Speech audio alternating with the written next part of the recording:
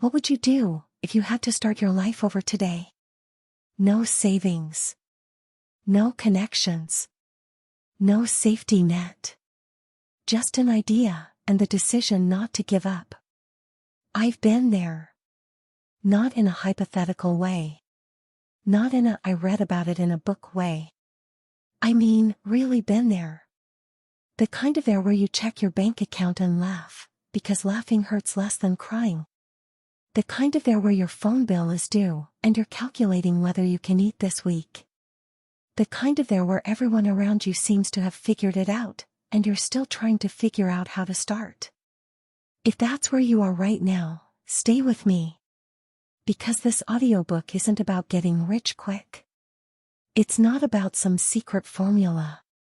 It's not about luck or privilege or being born into the right family.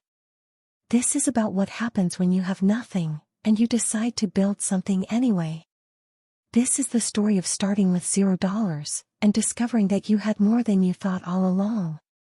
I'm going to share the journey, the real one. The messy one.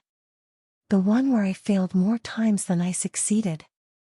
And somewhere in that story, I hope you'll find yourself. Because here's the truth they don't tell you. The people who build something from nothing, they aren't special. They aren't geniuses. They aren't lucky. They just learned one thing that changed everything. They learned that you don't start with money. You start with a decision. And that decision is the only thing that matters. So take a breath with me. Wherever you're listening right now. In your car. On a walk. Lying in bed wondering how you'll make it through. This is for you. This is the $0 start. Chapter ONE The Myth of Ready. I remember sitting on my bedroom floor. It was a Tuesday afternoon. The sun was coming through the window. Which felt almost cruel. Like the world was going on without me while I was stuck. I had this idea. This burning, aching, can't sleep at night idea. I wanted to start something. A small business. A creative project. Something that was mine. But every time I thought about actually doing it, my brain would pull up a list. A list of everything I didn't have. Money for supplies. Money for marketing. Money for a website. Money for anything. I didn't have the right education. I didn't have connections. I didn't have experience. I wasn't ready. At least, that's what I told myself. And that list. That voice. That feeling of not ready yet. It kept me on that bedroom floor for 2 years. 2 years. I want you to really feel that. Not 2 weeks. Not 2 months. 2 years of waiting to feel ready. And here's the thing about waiting to feel ready. Ready never comes. Let me say that again, because it's important. Ready never comes. There's no morning you wake up and suddenly feel, yes, today I am completely prepared for every challenge. That moment doesn't exist. And while I was waiting for it, life kept happening. Bills piled up. Doubt got louder. That idea that once burned so bright started to flicker. Maybe you know this feeling. Maybe you're in it right now. You have something you want to do. Something you want to become. Something you want to build. But something is holding you back. And that something is usually the same thing it was for me. You're waiting for permission. Permission from money. Permission from circumstances. Permission from when things settle down. But here's what I learned on that bedroom floor. Nothing settles down. Life doesn't pause so you can catch up. It just keeps moving. And the people who actually build things. The ones who start with nothing and create something. They aren't the ones who felt ready. They're the ones who started anyway. I want you to picture something with me. Imagine two people. Person A has everything. Full savings account. Business degree. Mentors on speed dial. A fancy laptop. All the software subscriptions. But person A is waiting for the perfect moment. Person B has nothing. Literally nothing. An old phone with a cracked screen. No savings. No experience. No connections. But person B decides, today, with what I have, I'm starting. Now fast forward 1 year. Who do you think is further ahead? Most of the time, it's person B. Because starting with nothing teaches you something that starting with everything never can. It teaches you to move without knowing exactly where you're going. It teaches you to use what's in your hands instead of wishing for what's not. It teaches you that the only thing you actually need is the willingness to take one step. The day I finally got off that bedroom floor, I didn't have any more money than I did the day before. I didn't have any more experience. I didn't have a plan. I just had a decision. A decision that not ready was not going to be my story anymore. And that decision, that tiny, invisible, no one clapped decision, that was the moment everything changed. Not because my circumstances changed. Because I changed. I stopped asking, am I ready? And started asking, what can I do with what I have right now? And that question will change your life if you let it. So before we go any further, I want you to ask yourself that question. Right now. Wherever you are. Not what do I need? Not when will I be ready? Just, what can I do with what I have right now? Even if it's small. Even if it's imperfect. Even if no one will notice. What's one thing you can do today? Because here's the truth I needed to learn. You don't need to be ready. You just need to begin. And beginning is always possible. Always. Chapter 2: The Inventory Nobody Takes. After I made that decision to stop waiting, I sat there on my bedroom floor, feeling proud for about 30 seconds. Then panic hit. Okay. I thought. I've decided to start. Start what? How? Where? I had no money. No plan. No clue. And that feeling of wanting to move but having nowhere to put your foot. That's a special kind of paralysis. So I did the only thing I could think of. I grabbed a notebook. One of those cheap spiral ones from the drugstore. The kind with the little metal spirals that always get caught on everything. And I wrote at the top of a blank page. What I already have. Not what I wished I had. Not what I needed. Not what everyone else seemed to have. What I actually, physically, right now had. It was a short list at first. A phone. A laptop from 4 years ago that took 10 minutes to start up. Internet access. A table. A bed. Some clothes. Food in the kitchen. My hands. My brain. Time in the evenings after work. I stared at that list. It felt small. Embarrassing, even. Like, this is what I'm supposed to build something with? But then I added one more thing. Experience. Not the kind you put on a resume. The kind life gives you when you're not looking. I'd worked customer service jobs for years. I knew how to talk to people. I knew how to handle someone being angry, frustrated, disappointed. I knew how to listen. I'd grown up without much money. That meant I knew how to stretch things. How to fix things instead of replacing them. How to make do. I'd lost people I loved. That meant I knew something about grief. About resilience. About what actually matters. I'd been lonely. That meant I knew what it felt like to want to be seen. And as I kept writing, something started to shift. This list, it wasn't small at all. It was full of things money couldn't buy. Things no course could teach. Things that were mine. Uniquely mine. Because of the life I'd lived. I think we do this thing. Especially when we have no money. We look at everyone who seems successful and assume they have something we don't. And maybe they do have more money. Maybe they do have better connections.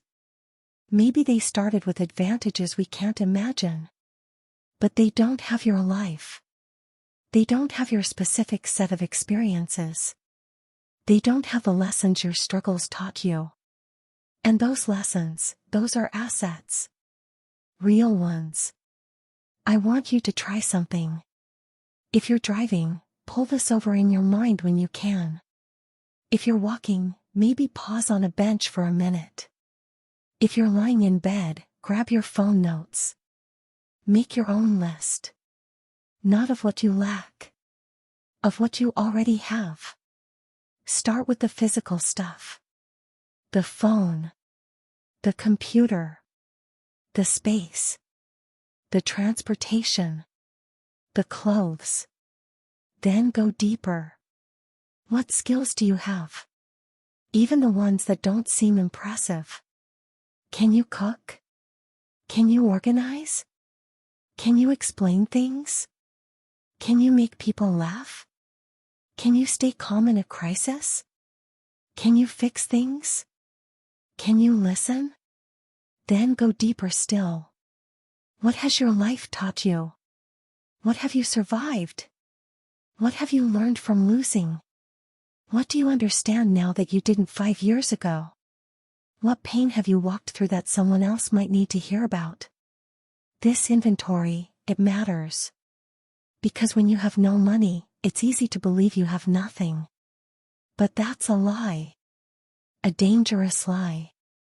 The truth is, you're sitting on resources you haven't even named yet. And until you name them, you can't use them. The woman who started the catering business from her home kitchen, she didn't start with restaurant equipment. She started with knowing how to cook her grandmother's recipes. The man who built a coaching practice, he didn't start with a certification. He started with 20 years of surviving something and wanting to help others survive it too. The kid who grew a YouTube channel, she didn't start with cameras and lights. She started with a personality that made people feel less alone. We all start somewhere. And that somewhere is always with what we already have. For me, that inventory list became my foundation. Every time I felt stuck, I'd go back to it. Every time I thought I can't because I don't have X, I'd look at what I did have. And I'd ask, how can I use this? My phone became my office. My customer service experience became my advantage. My loneliness became my understanding of other lonely people. My struggle became my story. And here's what I discovered. The things I thought were weaknesses were actually strengths. The things I thought held me back were the very things that made me real. That's the paradox of starting with nothing. You think you're at a disadvantage. But really, you're just not looking at the right inventory yet. Chapter 3: The Power of Small. There's a myth we've all swallowed. The myth of the big break. The idea that one day, out of nowhere, something massive will happen. A door will open. An opportunity will appear. And suddenly everything will change. We love this myth because it lets us off the hook. While we're waiting for the big break, we don't have to take small steps. While we're waiting for the lottery ticket, we don't have to do the boring work. While we're waiting for someone to notice us, we don't have to show up imperfectly. But here's what I learned in my $0 start. Big things don't come from big moments. They come from small things, done consistently, over time. When I finally got off that bedroom floor, I didn't launch anything. I didn't announce anything. I didn't have a grand opening. I just started doing one small thing every day. One. That was the rule I made for myself. Not 10 things. Not a massive to-do list. Not a perfect plan. One small thing. Some days, that one thing was writing for 15 minutes. Some days, it was sending one email. Some days, it was reading something that would teach me. Some days, it was just showing up online and being helpful to someone. Small. Unimpressive. Invisible. But every single day. And here's what happened that I didn't expect. Those small things started to pile up. Not in a dramatic way.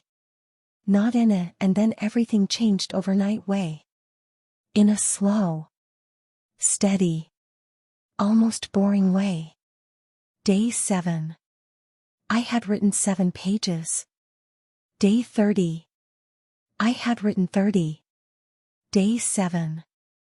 I had connected with 7 people. Day 30. I had relationships forming. Day 7. I had learned 7 new things. Day 30. I understood things I didn't understand before. And somewhere around day 60, something shifted. The small things weren't small anymore. They were momentum. They were proof. They were evidence that I could do this. I think we underestimate small because we've been trained to measure everything. We want to know, how much money did you make? How many followers do you have? How big is your audience? How fast did you grow? And when the answers are small, we feel like failures. But the garden doesn't grow because you yell at it. It grows because you water it. Every day. Whether you see results or not. The tree doesn't get taller because you stare at it. It grows because it keeps putting down roots. Deeper and deeper. Even when no one's watching. The person who builds something from nothing isn't the one who had one massive breakthrough. They're the one who did the small thing. Today. And tomorrow. And the day after that. Until one day they looked back and couldn't recognize where they started. I remember a specific Thursday. Nothing special about it. Just a random Thursday. And I was doing my small thing. Whatever it was that day. And I suddenly realized. I'm not the same person who started this. Not because of some huge success. Not because I'd made it. But because the accumulation of small steps had changed me. I had become someone who showed up. Someone who kept promises to myself. Someone who didn't quit when it got boring. And that person could handle so much more than the person on the bedroom floor. If you're starting with nothing right now, I need you to hear this. You don't need a big break. You don't need a massive launch. You don't need thousands of dollars. You just need to identify your one small thing. The thing you can do today. And tomorrow. And the day after that. It might be writing for 10 minutes. It might be practicing a skill for 15. It might be reaching out to one person. It might be learning one new thing. It might be saving $5. It might be walking for 20 minutes to clear your head. Small. Unimpressive. Invisible. But consistent. Because consistency consistency is the only magic that actually exists. And the beautiful thing about small? Anyone can do it. You don't need money to be consistent. You don't need resources to show up. You don't need connections to take one step. You just need to decide that small is enough. Because small, over time, becomes everything. Chapter 4: You are learning without tuition. One of the first things I panicked about was knowledge. I didn't know how to do anything. I had this idea, this desire, this fire. But I didn't have the skills. Everyone online seemed to have courses, certifications, degrees. They knew the terminology. They had the frameworks. They sounded like experts. And me? I sounded like someone who didn't know what they were doing. Because I didn't. Here's what I discovered though. The people selling knowledge, they're counting on you believing you can't learn it yourself. Not because it's true. Because it's profitable. They want you to think that without their course, their program, their coaching, you're stuck. But you're not. You really, truly, aren't. When I had no money for courses, I had to get creative. And that creativity, it became one of my greatest advantages. Because I didn't just learn information. I learned how to learn. I went to the library. Remember libraries? Those buildings with free books? Turns out, everything the expensive courses teach is in books. Free books. I checked out biographies of people who'd built things. I checked out business books from 10 years ago. I checked out psychology books. I checked out memoirs. And I read. Not to become an expert. Just to understand one more thing than I understood yesterday. Then there was YouTube. Not for entertainment. For education. Whatever I needed to learn, someone had made a free video about it. Someone with experience. Someone who'd actually done it. Someone sharing because they wanted to. Not because they were selling. I watched videos on my cracked phone. I watched while eating breakfast. I watched while doing laundry. I watched while falling asleep. And slowly, piece by piece, I started to understand. Then there were people. Real people. In real life. Doing real things. I started paying attention differently. When I talked to someone who ran a small business, I didn't just chat. I asked questions. How did you start? What was hard? What would you do differently? Most people love to share their story. Most people want to help. Most people remember what it felt like to not know. I found mentors I never would have found if I'd had money for official mentorship. Because they weren't official. They were just generous. And here's what I learned through all of this. The information itself wasn't the magic. The magic was that I had to work for it. I had to piece it together. I had to try things and fail. I had to figure out what worked for me. Someone who buys a course might watch the videos and never implement. But someone who digs and searches and pieces together knowledge from a dozen free sources, that person remembers. That person has earned it. That person has already started practicing the most important skill of all. Resourcefulness. If you're listening and thinking, I can't afford to learn, I need you to challenge that thought. Can you get to a library? Can you watch YouTube? Can you listen to podcasts? Can you find people doing what you want to do and ask them questions? Can you practice on your own? Can you learn by doing, even imperfectly? You can. You absolutely can. The internet is the greatest free university that ever existed. And it's in your pocket. The question isn't whether you can access knowledge. The question is whether you'll use it. I remember the day I realized I knew more than I thought. I was having coffee with someone who'd taken a $1,000 course on something I'd learned from library books and YouTube. And they were asking me questions. Because I understood it better. Not because I'm smarter. Because I had to work for it. Because every piece of knowledge I gained, I had to find, and question, and apply, and fail at, and try again. The free education forced me to engage. And engagement, that's where real learning happens. So if you can't afford the course right now, good. Seriously. Good. Use that as your advantage. Become the person who learns by digging. Become the person who figures things out. Become the person who doesn't need someone to hold their hand. Because that person can build anything. Chapter 5: Confidence before results. This is a tender one. So let's go slow. When you're starting with nothing, confidence is usually also nothing. You look at what you haven't done.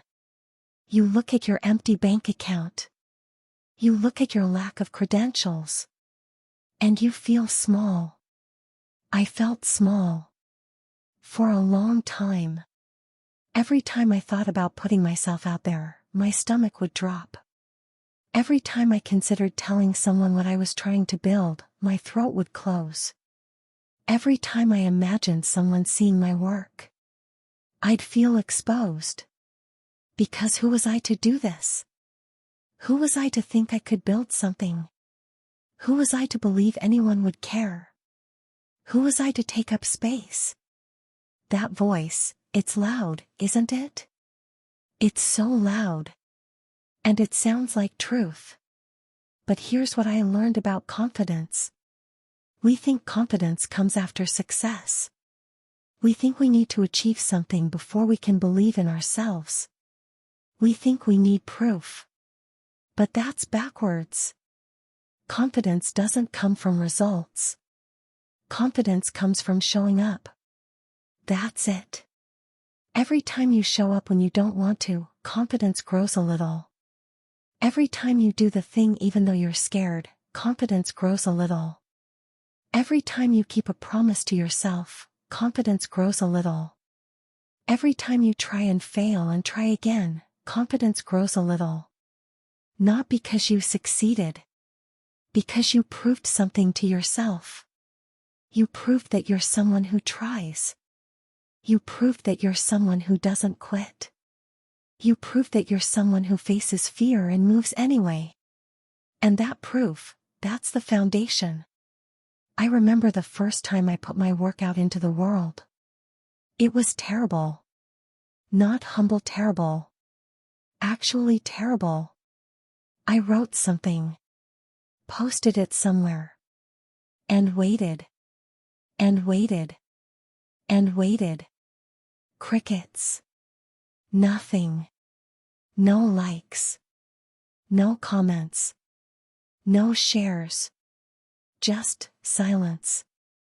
My first instinct was to delete it. To crawl back into hiding.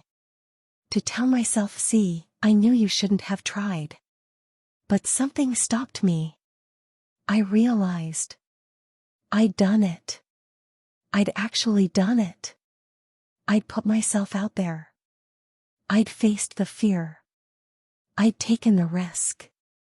And even though no one noticed, I noticed. I noticed that I was braver than I thought. I noticed that the world didn't end. I noticed that I could survive the silence. And that feeling, that tiny feeling of I did it anyway, that was confidence. Not from success. From showing up. The next time, it was a little easier. The time after that, easier still. Not because people started noticing. Because I started noticing myself. I started seeing myself as someone who tries. Someone who risks. Someone who learns. Someone who keeps going. And that identity, that's what confidence actually is. Not I'm amazing and everyone loves me. Just I'm someone who shows up. If you're waiting to feel confident before you start, you'll wait forever. Because confidence isn't the entrance fee. It's the reward for walking through the door. You don't need to believe in yourself completely.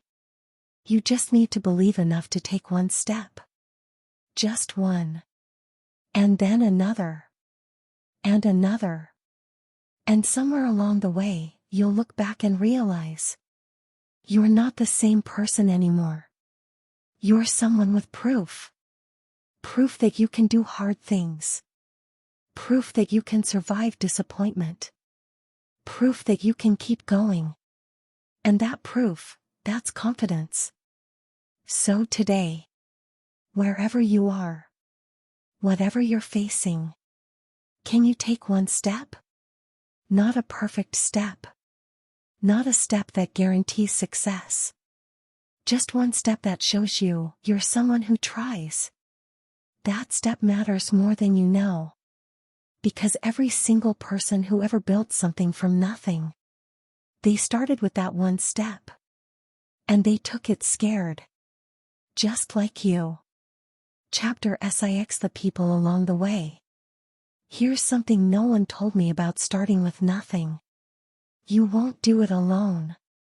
I thought I would. I thought it was all on me. I thought I had to figure everything out by myself. With my limited resources. In my lonely bedroom. But that's not how it works. The universe has a funny way of sending people. Not when you're ready. Not when you have something to offer. Not when you're impressive. But when you're trying. When you're genuinely, honestly, messily trying. I remember the woman at the coffee shop. I used to go there because it was warm and I could nurse one cup for hours while I worked on my laptop. She worked behind the counter. We started talking because I came in so often. One day she asked what I was working on. I hesitated. I always hesitated. Saying it out loud made it feel real. And real was scary. But something made me tell her. I told her about my idea. My tiny, uncertain, probably going nowhere idea. She didn't laugh. She didn't look confused. She just nodded and said, "My cousin did something like that. Let me connect you." And she did. That connection led to another connection. Which led to an opportunity. Which led to a client. All because someone at a coffee shop asked a question. Then there was the man at the library. I was researching something. Squinting at a microfilm machine I didn't understand. He was a librarian. Probably in his 70s. Probably seen 1,000 confused people. He came over and asked if I needed help. I said yes. He didn't just show me how to use the machine. He asked what I was researching. He got interested. He brought me 3 other resources I didn't know existed. He checked on me before his shift ended. That man didn't know me. He didn't owe me anything. He just helped. And then there were the strangers online. People who answered my naive questions in forums. People who shared their own stories of starting with nothing. People who left encouraging comments on my early, terrible attempts. People who I've never met and never will meet. Who took time to say keep going. I think we underestimate these people. We think help has to look like investment. Like mentorship. like formal arrangements. But most help is smaller than that. Most help is someone being kind for no reason. Most help is a door held open. Most help is a sentence of encouragement at exactly the right moment. If you're starting with nothing right now, I need you to do something. Look for the people. Not the famous ones. Not the ones with power. Just the ones who are kind. They're everywhere. The neighbor who says, "I believe in you." The friend who shares your post. The family member who watches your kids so you can work. The stranger who gives good advice for free. The online community that welcomes you. These people, they're part of your foundation. Don't ignore them. Don't wait until you have something to offer. Don't feel like you have to repay them immediately. Just let them help. Let them be part of your story. And here's the beautiful thing. One day, you'll be that person for someone else. One day, you'll see someone starting with nothing, and you'll remember. You'll remember the coffee shop woman. You'll remember the librarian. You'll remember the strangers. And you'll be kind. Not because you have to. Because that's how it works. That's how we all get through this. I think the biggest lie about starting with nothing is that you're alone. You're not. There are people all around you. People who want to help. People who see themselves in you. People who remember what it felt like. You just have to be brave enough to tell them what you're trying to do. So today, can you do that? Can you tell one person? Not someone who will judge you. Not someone who will make you feel small. Just one person who might say, "Oh, let me help." That conversation could change everything. It changed everything for me. Chapter 7 Fear versus Action. Let's talk about fear. Real fear. Not the dramatic movie kind. The quiet. Daily. Eating at you kind. The fear that whispers you're not good enough. The fear that says, "Who do you think you are?" The fear that reminds you of every time you've failed before. I know this fear. I've lived with it my whole life. When I started with nothing, I thought the fear would go away once I made progress. It didn't. When I got my first client, I was afraid they'd figure out I didn't know what I was doing. When I made my first real money, I was afraid it was a fluke. When people started noticing my work, I was afraid of being exposed as a fraud. The fear didn't leave. It just changed shape. And for a long time, I thought that meant something was wrong with me. I thought successful people didn't feel fear. I thought confident people didn't doubt. I thought builders didn't wake up some mornings wanting to quit. But that's not true. Every single person who builds something feels fear. Every single person who starts with nothing doubts themselves. Every single person who keeps going has days they want to stop. The difference isn't the absence of fear. The difference is what they do with it. I learned something important about fear. Fear is not a stop sign. Fear is a compass. Think about it. The things that scare you most, they're usually the things that matter most. Telling someone you love them, scary. Starting a business, scary. Putting your creative work into the world, scary. Changing your life, terrifying. But that scariness, that's not evidence you shouldn't do it. That's evidence it matters. I started noticing my fear differently. When I felt that familiar tightness in my chest before sending an important email, I started saying, "Oh, this matters." When I felt my stomach drop before posting something I'd created, I started saying, "Oh, this is important to me." When I felt like hiding under the covers instead of showing up. I started saying, "Oh, today is a day that counts." Not because the fear was gone. Because I stopped treating it as a reason to stop. Here's what I want you to know. You don't have to conquer fear. You don't have to make it go away. You don't have to wait until you feel brave. You just have to move while scared. That's it. Fear on one side. Action on the other. And you, moving anyway. I think about all the things I almost didn't do because I was afraid. The conversations I almost didn't have. The opportunities one almost didn't pursue. The risks I almost didn't take. And I imagine my life if I'd let fear win. It's smaller. It's quieter. It's safer. But it's not mine. Not really.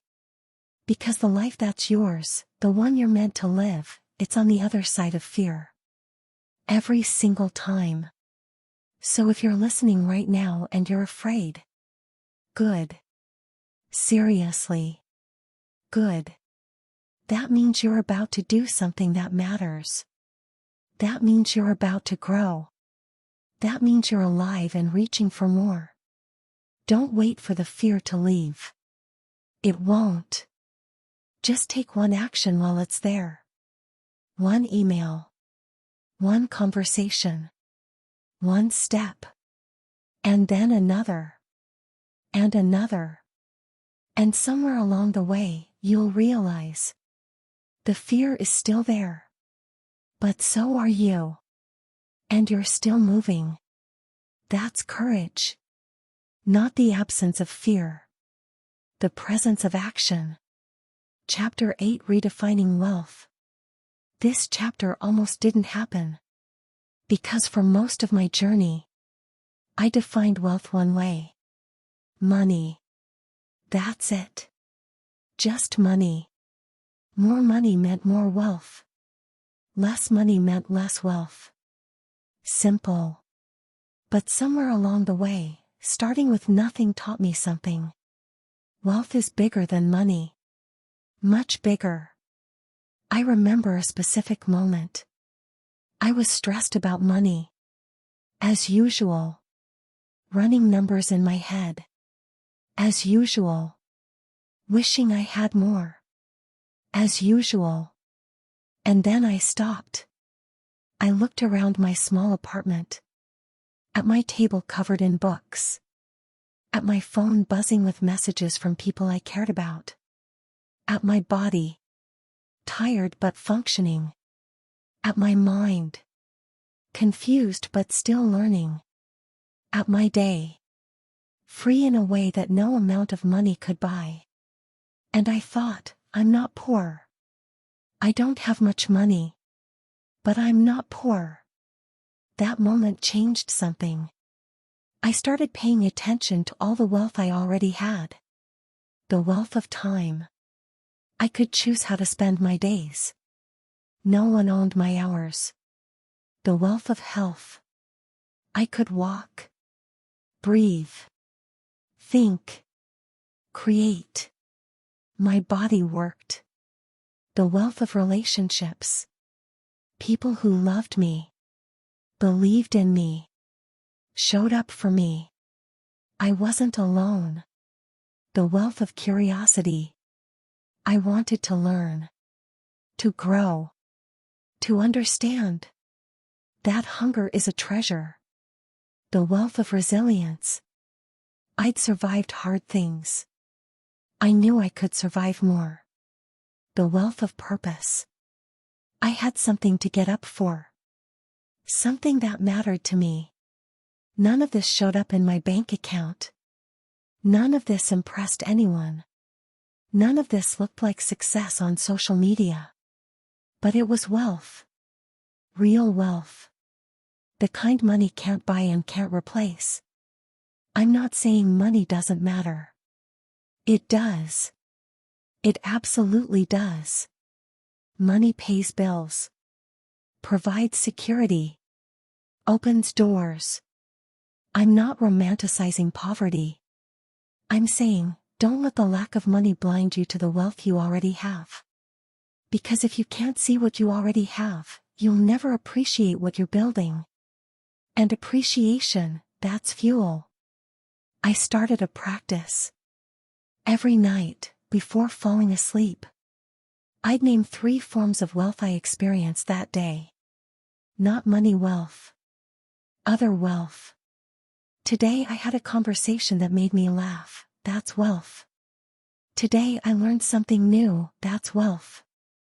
Today I helped someone, that's wealth. Today I felt the sun on my skin, that's wealth. Today I had an idea, that's wealth. Small things. Simple things. Free things. And slowly, this practice changed me. I stopped feeling poor. I stopped feeling lacking. I stopped feeling behind. I started feeling full. Not because my bank account changed. Because my definition changed. The people who build something from nothing, they understand this. They know that money comes and goes. But the other wealth, the wealth of resilience, relationships, purpose, time, health, curiosity, that wealth is the foundation. That wealth is what keeps you going when the money isn't there yet. That wealth is what makes the journey bearable. So tonight, before you sleep, I want you to try it. Name 3 forms of wealth you experience today. Not money wealth. The other kind. Write them down if you can. Or just whisper them to yourself. Let yourself feel full. Because you are. You really are. And that fullness, that's the wealth that will carry you through. Chapter 9: When nothing goes according to plan. Okay. Time for the hard part. Because everything I've shared so far, it sounds like a straight line, doesn't it? Start with nothing. Take small steps. Learn for free. Build confidence. Meet helpers. Redefine wealth. Success. But that's not how it happened. Not even close. The truth is, I failed. A lot. I started things that went nowhere. I poured energy into projects that died. I believed in ideas that turned out to be wrong. I trusted people who let me down. I had months where I went backwards instead of forwards. I cried on bathroom floors more times than I can count. And every time something fell apart, that old voice came back. See? You shouldn't have tried. See?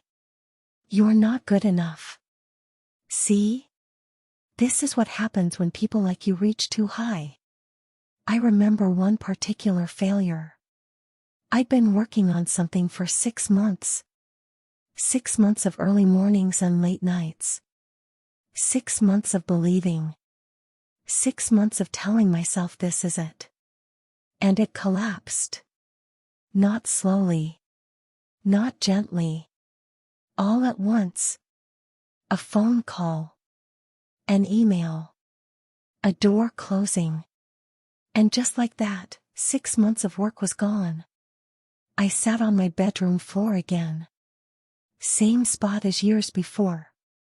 And I thought, I'm right back where I started. But I wasn't. Here's what I didn't see at the time. That failure taught me things success never could. It taught me that I could survive collapse. It taught me that the world doesn't end when things fall apart. It taught me that I was still here. Still breathing. Still able to try again. It taught me which parts of my foundation were weak. It taught me what I actually believed in versus what I just thought I should believe in. It taught me that failure isn't the opposite of success. It's part of it. Every single person who builds something from nothing has a collection of failures. Not one or two. A collection. They've started things that embarrassed them. They've invested in things that went bankrupt. They've been rejected more times than they can remember. They've wanted to quit more times than they'd admit. But here's what they also have. They have the knowledge that comes from falling down and getting back up. And that knowledge, you can't buy it. You can't learn it in a course. You can only earn it through failure. If you're in the middle of a failure right now, I need you to hear this. This is not the end. This is not proof you were wrong to try. This is tuition. This is the price of the education that actually matters. And yes, it hurts.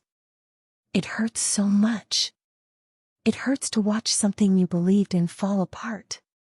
It hurts to tell people it didn't work out. It hurts to sit with the disappointment. But you will not stay here. You will learn what this failure came to teach you. You will adjust. You will try again. Different this time. Smarter this time. Stronger this time. Because failure doesn't make you weaker. Unless you let it. Failure makes you more real. More human. More connected to everyone else who's ever failed. And that's everyone. Everyone who's ever tried anything. I think about the things I almost quit after failure. The projects I almost abandoned. The dreams I almost buried. The path I almost walked away from. And I'm so grateful I didn't. Because on the other side of that failure was something better. Not easier. Better. More aligned. More true. More mine. So if you're in it right now, the failure. The disappointment. The wanting to quit. Just give it one more day. One more day of not giving up completely. One more day of sitting with the questions instead of running from them. One more day of being someone who tries, even when trying hurts. Because the people who build something from nothing, they aren't the ones who never failed. They're the ones who failed and stayed. Chapter T and the starting line is always now. We've covered a lot of ground together. From that bedroom floor where I started. Through the inventory of what I already had. Through the small steps and the free learning. Through the fear and the failure. Through the people who helped and the wealth I didn't see. And here we are. At the end. Or, what feels like the end. But here's the thing about starting with nothing. The starting line is always now. Not yesterday. Not when you have more money. Not when you feel ready. Not when the fear goes away. Now. This moment. Right where you're sitting or standing or lying down. That's where it begins. I used to think there would be a moment when I'd arrive. When I'd finally feel like I made it. When I'd look back and say, wow, I did it. When I'd be done with struggling and starting over. But that moment never came. Because building a life, it's not a destination. It's a practice. Every day, you start again. Every day, you choose to keep going. Every day, you use what you have. Every day, you take one small step. Every day, you face the fear. Every day, you learn. Every day, you fail a little and grow a little. Every day, you're starting.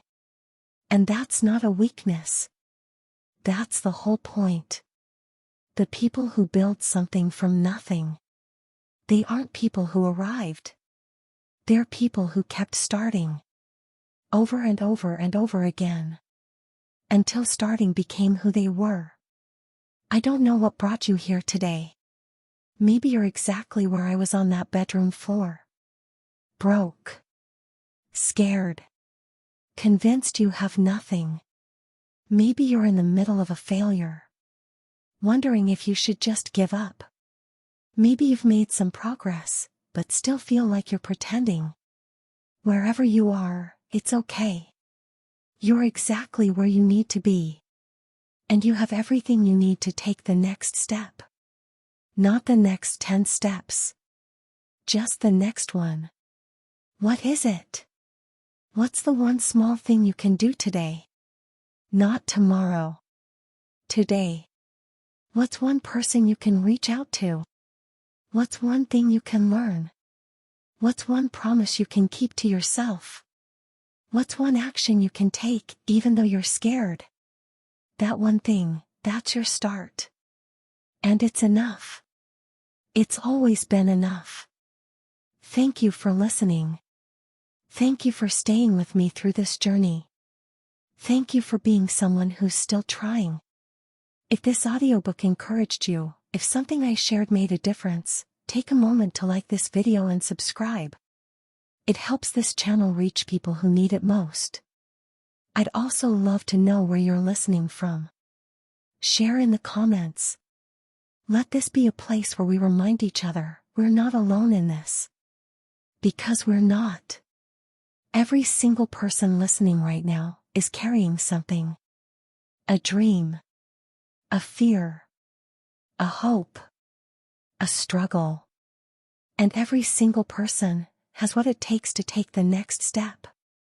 You don't need more money to begin. You don't need permission. You don't need the perfect plan. You just need to start. Because every meaningful life begins exactly there. At the start. With nothing. And the decision to build something anyway. So go. Take the step. I'll be here, doing the same. Together, we build. See you on the other side.